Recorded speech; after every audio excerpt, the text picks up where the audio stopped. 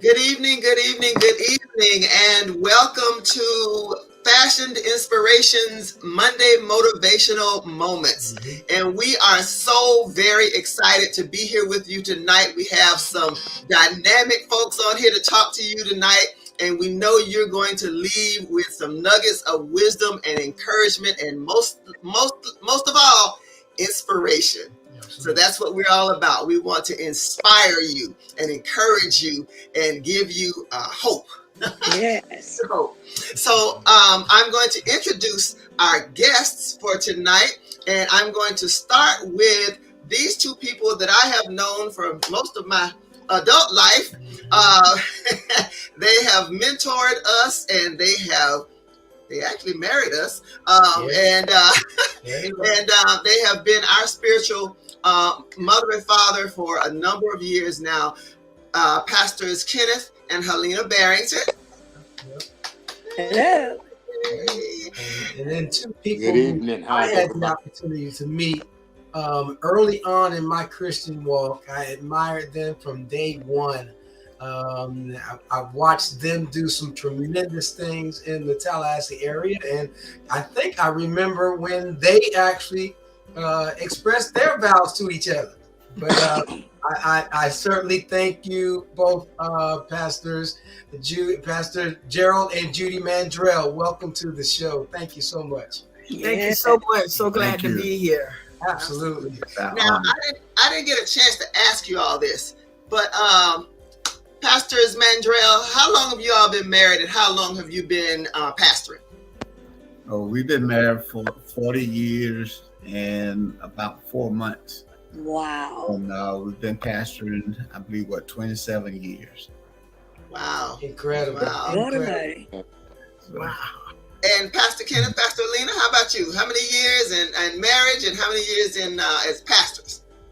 Well, we as of Thursday, the 24th, this week, we will have been married 48 years.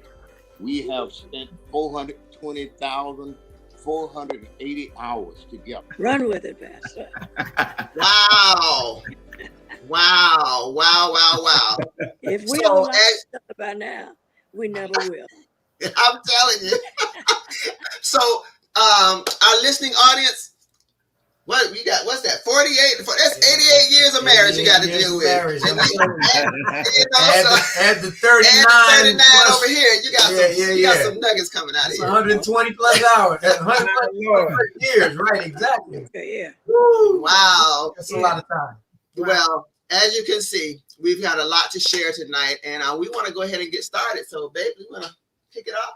Listen, one of the things that we thought about doing, one of the things that we thought about asking you was, first of all, as pastors, we feel like you're going to bring an interesting perspective to the table.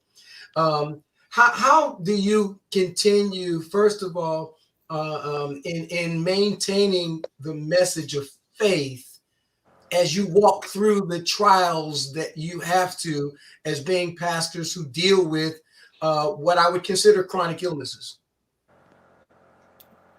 Well, I would say this. First of all, you have to consider that faith is going to be faith whether you feel it or not. So I would not allow my illness or my condition to determine or to deter my faith. Whether I see the good part or the bad part, either way, I still hold on to faith. Because if I didn't have faith, I think my story would have been so much different than what it is now. So I still hold on to faith in spite of circumstances, because faith does not look at circumstances. Faith is always looking at God. So therefore, I cannot be distracted by allowing what I'm dealing with or what I'm going through to keep me from having faith in God. Absolutely. Pastor Mandrell, I'll say tag this. onto that. Let me tag onto this Okay, for a second, please, because you said something that stirred me down in my sanctified sanctorium. And that's that God is going to be God, whether he does or he does not, regardless of what we see or feel, he's still God. Dear And I have God. a friend who passed away some time ago, and we were on the brink of being devastated by it. But she said this one thing to her children, and we caught it because we were all in the room. She said, either way, I win. If I don't get this transplant and I go home to be with the Lord, I'm with my Lord. I'm happy I win. And if I do get it and it takes and I recover, I'm here with my family. I love my family. But either way, I win. Yes. I'll say this: the day we stood at the altar and took our vows, we entered the covenant by faith, and we're gonna exit the covenant by faith. Good one. Amen. Amen. Good. And just for the sake of our listeners, they don't know your story. And so would you share with our listeners just what it is, what illness and what you're actually dealing with? Okay. Well, I have actually it's a group or set of conditions that I didn't even realize really until some years after we were married, that I have both a sickle cell trait as well as a thalassemia trait. I have to also deal with thrombocytopenia, which is mean that my body does not make enough platelets. So technically that can cause me to have a bleeding disorder. So I have to deal with those particular things. And I grew up with this, and I learned how to adjust and how to adapt accordingly, not knowing what it was I was dealing with. And it wasn't, like I said, it wasn't until some years after we had gotten married before I found out the diagnosis and got confirmed of that diagnosis. Praying, and it was funny. I said, I think the Lord had a sense of humor because he had given me the gift of healing. Yes. And I was praying for other people, and they were getting healed left and right. And I asked God, well, why can't I heal myself? And he told me these words. He said, Gerald, I get more glory out of a broken vessel than a full one. He said, I'll let you be broken and carry a full pitcher of water. And then nobody can get the glory but me. Instead of being a whole vessel and carrying the water and you claiming it's your ability. So with that, I stopped questioning him anymore. I just say, well, Lord, whatever way you want to use me, you can use me. My God, my God, my God. That right there should mess some folks up. Oh my goodness gracious. I get more glory out of a broken vessel. Come on. My God. Hallelujah. Come on. As I've been to that same place. Somebody ought to write that in the chat. Somebody need to write that in the chat. My husband can confirm this because he's always there when I'm going. Turn your microphone up, baby. He's always there. Yeah. Up. So he can confirm this. But there have been times I've been in the hospital fighting for my life, or fighting at least to get to a tolerable level of pain, a manageable, what do you call a manageable level of pain? Get rid of the pain, period. And the thing, though, that blew us away was people were coming to my room to see me. Some knew me, some didn't. Some just heard I was on the floor. And they would come in with their ailments and predicaments. They would leave healed. And I'd still be in the bed. Sick. I never got that. Wow. But I decided that even when I cannot trace him, I choose to trust him. Well, I've seen this. I've seen this happen over and over again when she's in the hospital and she's come to expect this. She says, every time I go to the hospital, God gives me an assignment. Yes. And And I can't tell you how many people have been affected by her while she's in the hospital. The nurses are fighting over who gets to be her nurse. They said, if you want to be encouraged, go into Mrs. Barrington's room. And so they fighting over who is going to be her nurse. That's incredible. That's incredible. So God has used this. They talk about what it is, what you're dealing with. Sickle cell anemia, sickle cell disease, the whole complex. And I wasn't diagnosed properly until I was 16 years old. By then, I had a peek at life and decided I wanted to live it. I had ideas and dreams and goals and was discovering my own talents and skills. So the idea that I wasn't going to live a long enough life to cash in on those talents, so to speak, just never crossed my mind. And now here in retrospect, even doctors, even the other night I had a 4.5 hour nosebleed that I had to go to the emergency room just to stop it, just to stop the bleeding. It wasn't a lot of pain, but just to stop the bleeding. And the doctor came and leaned on my bed. He introduced himself, but he leaned his elbow down on my bed. He said, "I'm sorry to stare." And I have gotten this, by the way, for the last several years from doctors and nurses. He said, "I'm sorry to really stare, but I just don't get to see, we don't get to see a sickle cell patient who's done as well as you, who looks as good as you. Obviously, you're taking care of yourself. Whatever you're doing, keep doing it.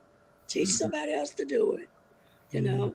And even with the nurses, the head nurse has been known to say, when you go to her room for that much needed break you need to keep from breaking down, you don't have to say anything.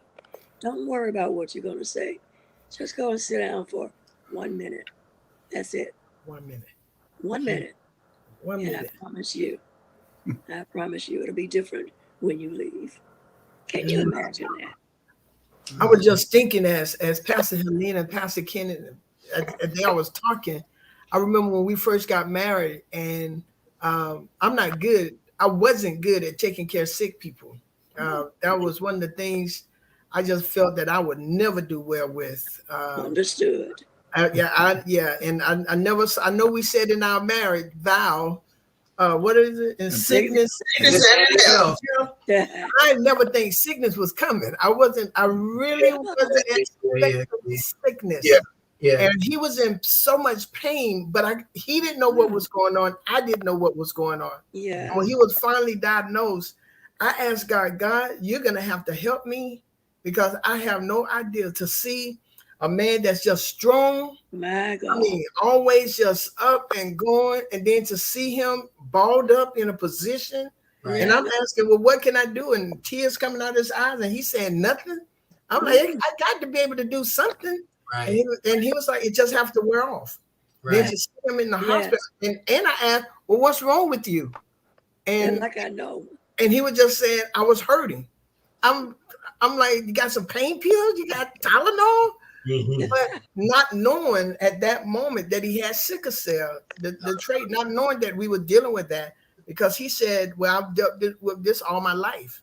And he said, when I would get in pain, my dad would give me medicine and said, boy, you a man, go out there and do this. So he worked through all of that. Good. So when we got married, I'm thinking, what do I do? I've been calling his mom one time. I said, Gerald's in pain. What do I do?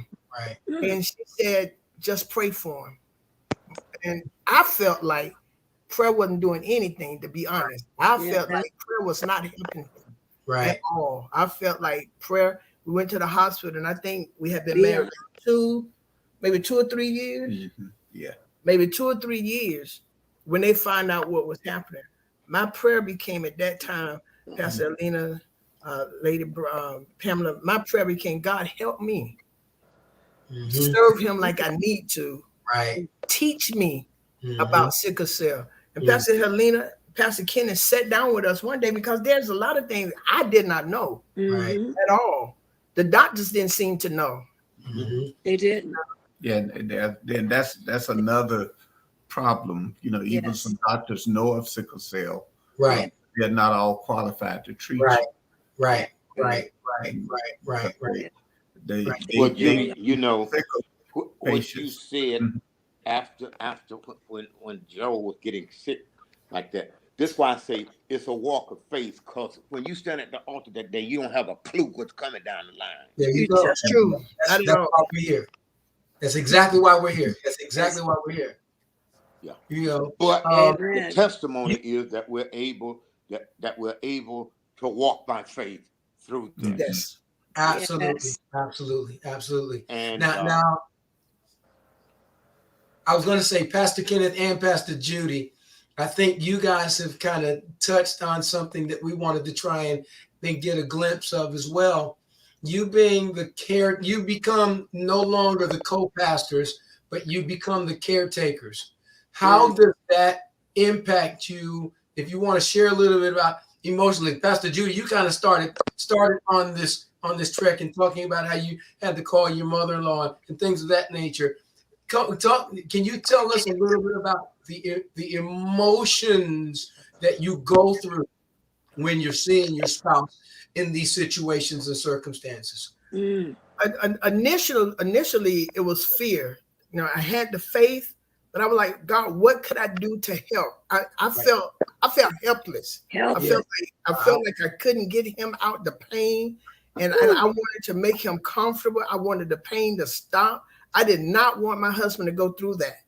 And then one day I said, what does it feel like? And he told me about 5 18-wheeler truck filled to capacity, a cement truck on him. I prayed and I asked God, please don't allow my husband to endure this. Take the pain. Give me wisdom. My prayer life increased. Yes. Right. It increased because of the sickness that he was dealing with. It increased because I felt like at that point, and the church can tell you even to this point, if I think he's feeling some kind of way, y'all got to preach, y'all got to do whatever y'all got to do. But as for me and my husband, he gonna live. Yeah, absolutely. Because y'all are Jesus' bride. The church is Jesus' bride. This is my husband. You know, I'm his bride. And so I wanted to make sure, and I want to say this, we were traveling a lot. We sat down with Pastor Helena and Pastor Kenneth in their house one day, and they began to talk about how the altitude affects the sickle cell and how the different food affect. I didn't know that. But at that point, God set us down for almost 2 hours, and they trained me. They trained me how to be a better caregiver of life to him. To him, right. So I got the Gatorade. I asked him to drink the Gatorade, that living onion. We don't fly as often as we used to because if it affect him, it ain't even worth the trip. Right. Ain't worth. Yeah, it ain't worth this trip because my sole concern is that my husband can endure as less pain as possible. Absolutely. And so I watched Pastor Kenneth and Pastor Helena because I want to see how to make this thing work. And so God and she said, they told us when you go in the hospital, say this, look for this, you know, ask for this. And so we stayed up on it. And God finally gave him a doctor that I'm really pleased with. Yeah. And God has blessed him. You know, and they were talking about sickle cell patient don't live. I said, God, he gonna live. That's right. He gonna live.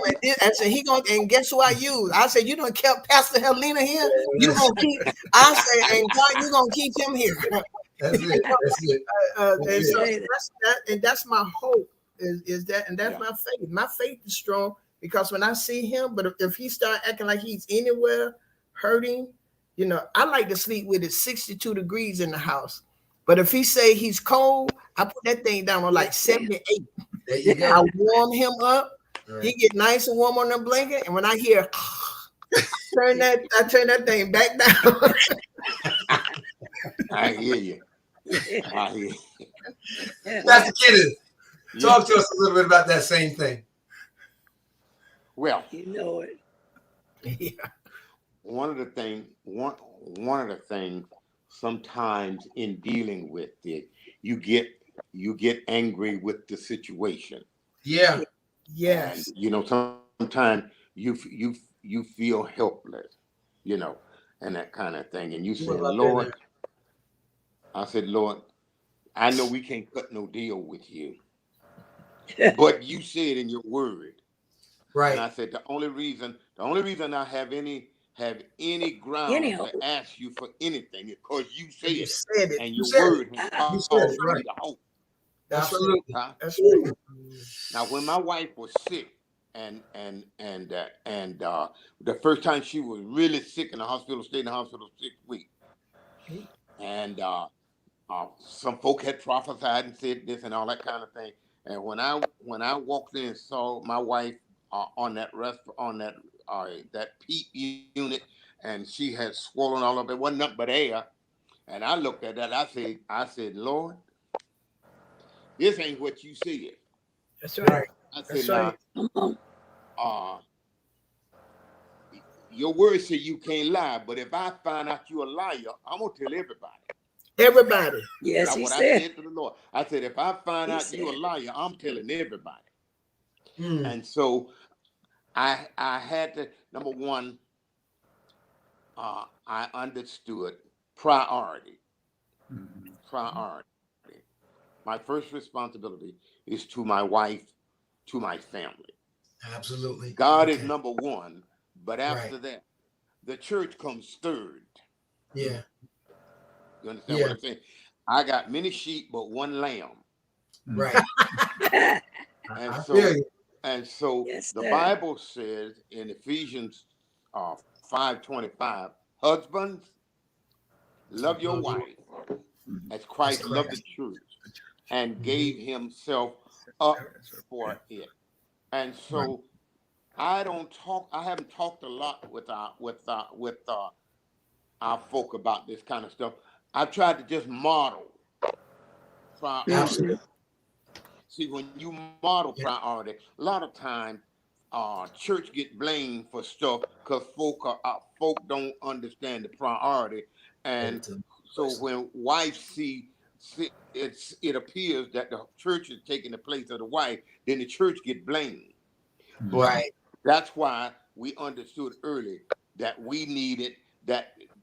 I understood God builds in teams, and so Mhm. that's why we had leadership, not Yes. just because they could have some title, but Right. somebody that could do something. And so Right. we've never had to fret when we couldn't be there if things were going on. We never worried about if somebody was Right. gonna act a fool and try to take the church. I didn't ordain those kind of folk. I don't Got fool with them kind of folk it. That's that right. don't want to that don't understand authority and submission Right. and And that kind of covenant. thing.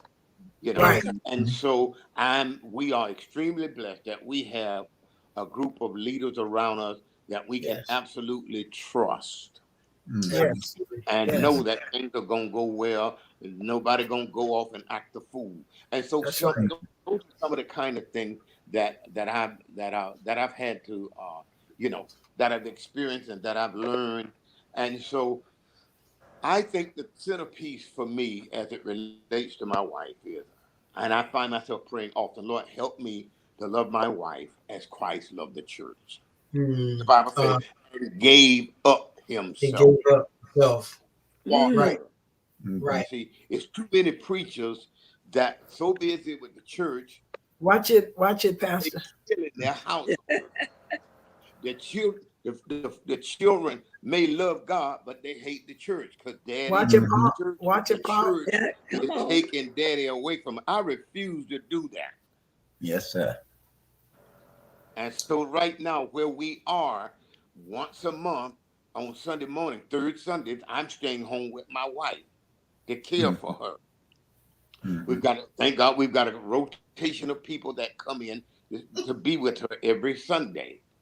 And so yesterday was my day to be here with her, and we've He got to was have so that attentive. kind of wholesome kind of practical way of working with things, you know. And I don't think my wife ever felt like I abandoned her for the church. I don't think so. No, And that- no, no. Sometimes I feel like want to bite somebody's head off. And since mine's the only one in the room, I might get bit.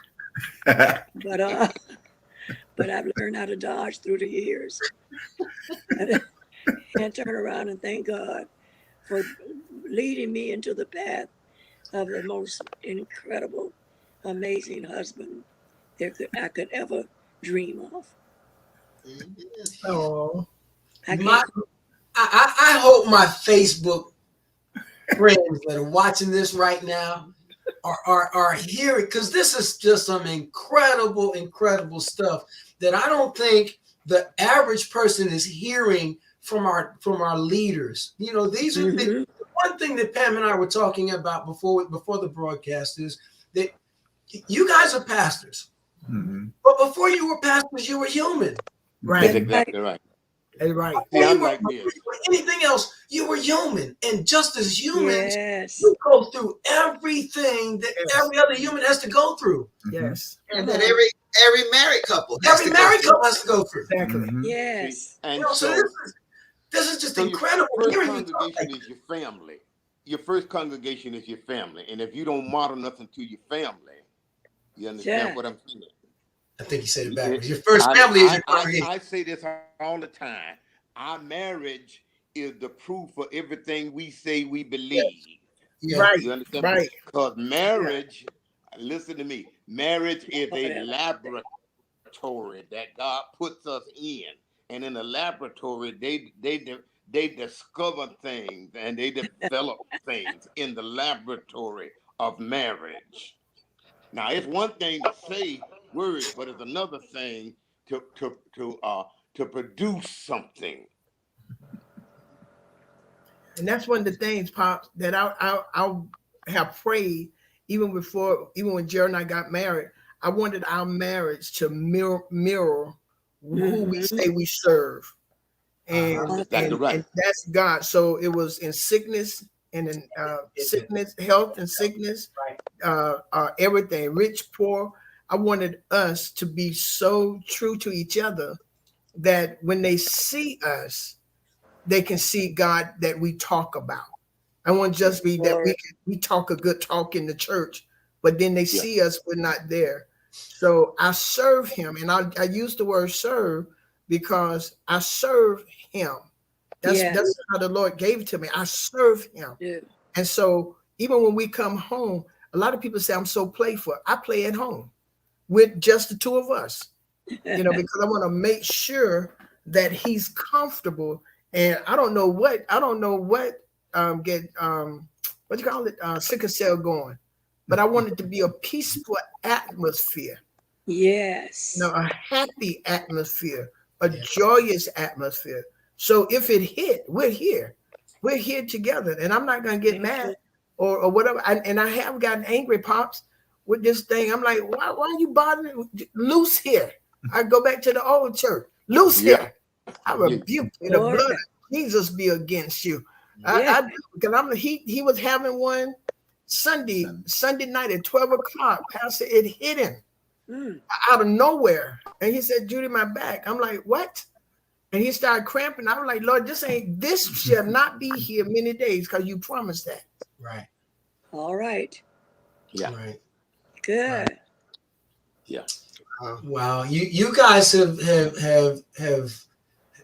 given us so much in just this little bit of time. I really wish we had more time to actually go. I do want to ask you this question, and I want you to share with the listening and viewing audience right now.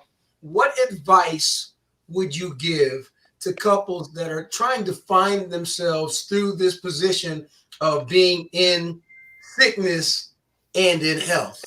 And in love. And in love. Well, I would like to just address that. I married her. I didn't marry her conditions. I didn't marry her illnesses or anything. I married her. So whether she gets down or what, I don't believe that I told a lie when I was at the altar giving my vows. So I want to be true to every one of those words and make it more true over and over again. So I believe that if you consider the fact that God said that you're no longer twain, but you become one flesh, and I believe that that's what we are, one. And so I'm gonna do my best to help be the best part of what part I have in us being one. And I try my best to celebrate her every day, and I always cause her to look good and do as much as I could, because if I put her down, I'm putting myself down. So I'm always trying to elevate her and trying to promote her. And I think that's what God give us, the joy. And I just love being with her. Amen. Well, I remember Ephesians 5th chapter, the 26th verse. Husbands, love your wife. I was getting ready to do some counseling, premarital counseling, with a couple. And the Lord took me to this, and I read this. When I read this, husbands, love your wife as Christ loved the church. Then I had to stop. I said, Lord, I don't know how to do that. I need you to teach me this. Because see, it's one thing. If you think you can do this in your own strength, you got another thought coming. Okay? And so but you got to come to the end of yourself where you realize, I don't know how to do this. I need you to teach me. Because the word says, husbands, love your wife. That word is agape, your wife. Agape is unconditional love. What we know is conditional, how she makes me feel. All of those kind of things are conditional. But God is talking about agape, just like he loved his church, regardless of what goes wrong, regardless of how crazy people act. God agapes. He loves us unconditionally. And so from that time, I started praying, Lord, every day, help me, Lord, to love my wife. Show me how to love my wife. I don't know how to do it. Now, I know some guys are max. They got all kind of words, and they don't watch television, and they come up with all of those smooth lines. But let me tell you what, if you're going to stay in this, you're going to need more than smooth lines. You're going to need unconditional love, which means you're going to have to die to yourself. That's where a lot of the problem is. A man that gets up and walks away from his spouse because she is sick, he has no clue of unconditional love. Right. And I would say that as come in with Pops and say the same thing for a woman. If she walks away from her husband in time of sickness, she has no clue what unconditional love is. And one of the things about this, you all, I'm glad to be on here. I absolutely love my husband. I love that man, and I think everybody know that. I love this man right here. He done put up with me for 40 years, and I done trained him for 40. So,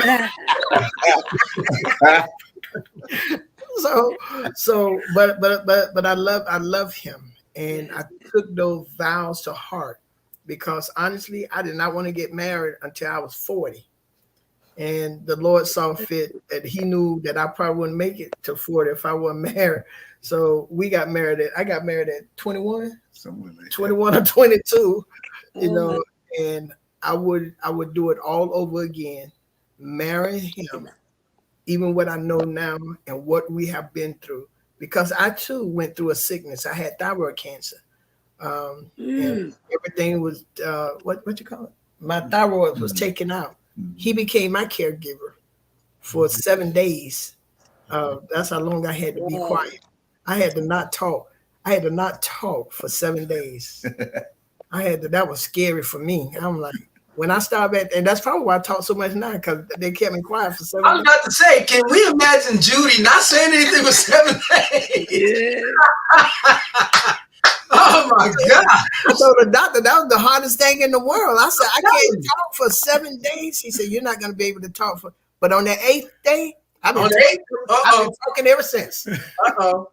Well, You know, those of us that have been married some time and we've experienced difficulty, what I really see is what we are really experiencing is Christ being formed in us. Uh-huh. That's what we really are experiencing. In other words, it's making proof of what we say we believe when we stood at that altar that day, that we didn't really understand the fullness of everything we was getting into. All right now. This was like one of them Sunday services that you just don't want to leave from. You experience the power. You've been in the presence of a glorious God, and you just don't want to leave there. But we want to say how much we certainly do appreciate all the wisdom that you brought to the table this evening, both Pastors Gerald and Judy and Pastors Kenneth and Helena.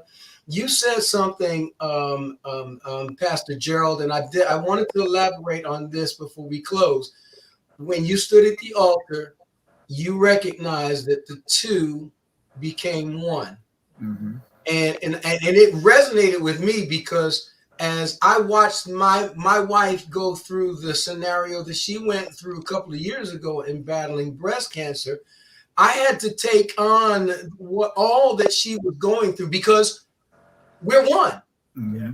And I don't know that couples really step into marriage at the very beginning, because as we said early on, we talk about in sickness and in health, but we don't really understand that thing until sickness really hits. That's right. And at that point in time, you really have to go back and recognize who you are, not just to yourself, but who you are to each other. That's right. And that's so important. I thank you guys for bringing this all to the table. I want to admonish all of the listeners to pass this on. This is probably going to be floating out there for a minute. So if you got blessed today by anything that you heard or you saw, share this with a friend, because I guarantee you somebody that didn't catch this live broadcast is going to hear this and be blessed. Oh yes. And I'll tell you, we've had a lot. We have about 21 viewers on right now. And I know that from the comments we're getting, this has been so powerful and so impactful to everyone listening. And so I know they're going to share it, and it's going to grow. And this is the topic in love, in sickness and in health.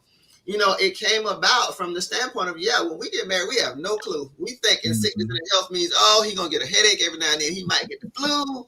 He might, have a little, he might stub his toe, whatever. You might have to rub his foot or something, But you never think about a devastating diagnosis or a chronic illness. Now, some marriages go into it knowing that. Right. Mm-hmm. Pastor Kenneth, you knew that Pastor Helena had sickle cell when you married her. But I didn't really understand all of that. Exactly. Right. And so we don't have a clue. And so we just want to give couples an idea of, when these things come, when this thing comes to rock your world, you can stand. And you can do this. You can do this. And you have two pastoral examples right here. You got another one in this couple, and I'm sure there's some on this line right now that are others. So we have to help each other.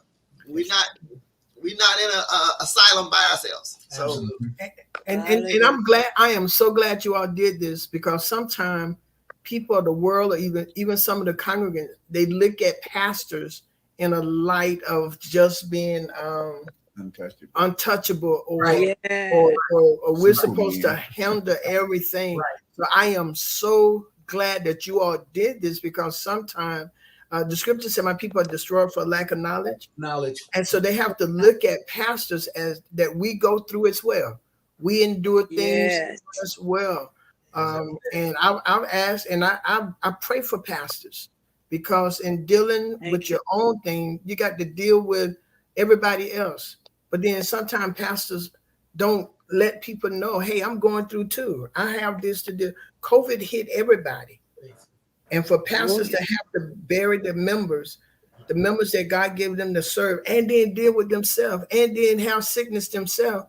For you all to do this, I think is phenomenal. I think it blesses the body of Christ. It blesses people who come in and say, wow, they real people too.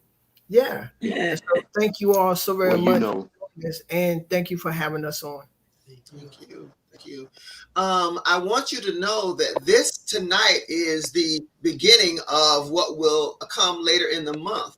Right. We're going to continue this discussion with several other couples next Sunday evening. Right. We're going to, it's a continuation of the topic in love, in sickness and in health.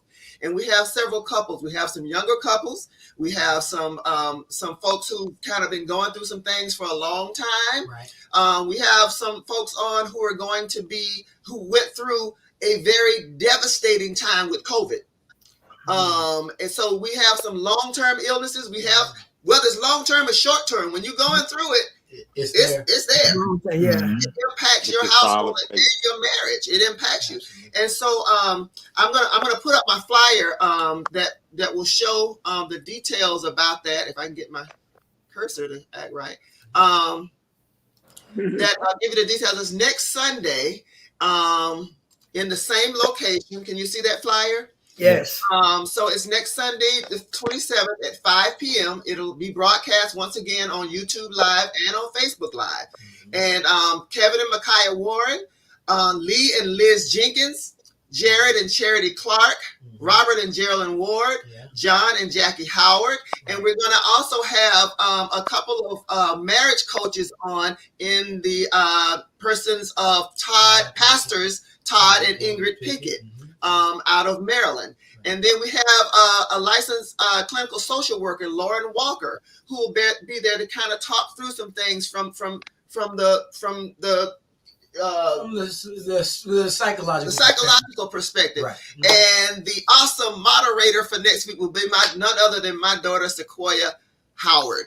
And of course, I will be your host. So we want you to join us once again next Sunday for an extension of this. And I'm sure you're going to hear some things that are going to bless you. So we want to invite our audience to please join us.